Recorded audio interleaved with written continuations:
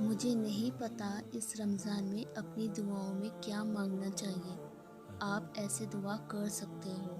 مغفرت مانگنے کی دعا: یا اللہ اپنے گناہوں کی مغفرت عطا فرما۔ یا اللہ میں اپنے گناہوں کی مغفرت مانگتا یا مانگتی ہوں۔ یا اللہ میرے والدین کے گناہوں کی مغفرت فرما۔ یا اللہ میرے بیوی یا میرے شوہر کے گناہوں کی مغفرت فرما۔ یا اللہ میرے بچوں کے گناہوں کی مغفرت فرما۔ یا اللہ میرے رشتہ داروں کے گناہوں کی مغفرت فرما۔ یا اللہ میرے دوستوں اور ان کے گھر والوں کے گناہوں کی مغفرت فرما۔ یا اللہ میرے استاد کے گناہوں کی مغفرت فرما۔ یا اللہ تمام مسلمین اور مسلمات کے گناہوں کی مغفرت فرما، چاہے وہ زندہ ہیں یا وفات پا چکے ہیں۔ دنیا کے لیے یہ دعا مانگے: یا اللہ مجھے بہت زیادہ رزق عطا فرما، مجھے تیری عطا کی سخت ضرورت ہے۔ یا اللہ میری فیملی کو سکون عطا فرما۔ یا اللہ ہمیشہ میرے بچوں کو اپنی ڈائریکٹ پروٹیکشن میں رکھ۔ یا اللہ مجھے حلال سسٹینس کی برکت سے نوازے۔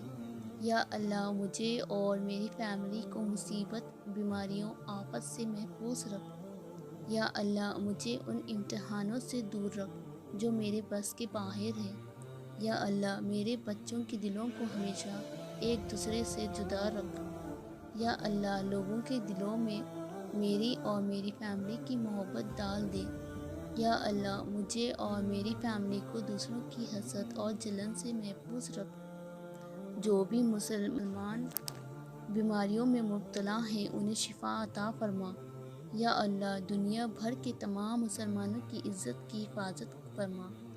یا اللہ دنیا بھر کے یتیم کے بچوں کی حفاظت فرما اور ان کے لیے روزی کا انتظام فرما، کیونکہ ان کا کوئی نہیں تیرے سوا۔ یا اللہ موت کے لیے دعا ایسے مانگے: یا اللہ مجھے حسن الخاتمہ، اچھا انجام نصیب فرما۔ یا اللہ سکرات مرگ کا درد کی آزمائشوں اور تکلیف سے بچا۔ یا اللہ مجھے موت سے پہلے شہادہ لا الہ الا اللہ محمد رسول اللہ پڑھنے کی توفیق عطا فرما۔ یا اللہ مجھے عبادت کی حالت میں موت عطا فرما۔ آخرت کے لیے یہ دعا پڑھیں: یا اللہ میری قبر کو جنت کے باغوں میں سے ایک باغ بنا دے۔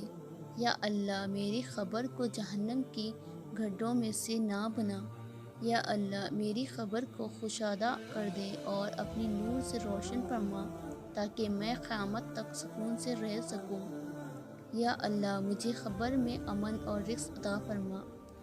یا اللہ محشر کے دن میری مشکلات آسان فرما۔